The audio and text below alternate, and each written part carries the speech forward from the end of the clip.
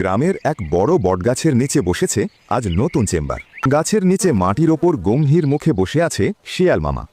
তার সামনে ঝুলছে একটা সাইনবোর্ড। ঠিক তখনই দৌড়তে দৌড়তে আসে এক বানর।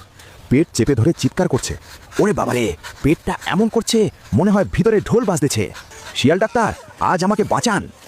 শিয়াল খুব সিরিয়াস ভঙ্গিতে বলল, তোর অবস্থা বুঝতেছি, কেস জটিল কিন্তু অসম্ভব না।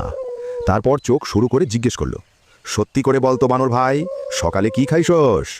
বানর মাথা চুলকিয়ে বলল, আসলে মামা, পাশের বাড়ির রান্নাঘর থেকে 20টা কাঁচামরিচ আর একটু রসগোল্লা। শিয়াল অবাক হয়ে চেঁচিয়ে উঠল, এইটুকু? মানে তুই একটু বলতে 20টা কাঁচামরিচ আর 1 হাঁড়ি রসগোল্লা বোঝাস? তারপর শিয়াল বলল, চিকিৎসা খুব সহজ, তুই এখন 10 বার ডিগবাজি দিবি আর প্রতিবার বলবি, পরের মাল আর খাবো না, নিজের কামাই ছাড়বো না। বানর ডিগবাজি দিতে দিতে বলতে থাকে, পরের মাল আর খাবো না, উফ, নিজের কামাই ছাড়বো না। হঠাৎ এক বিকট শব্দ, বুর্র।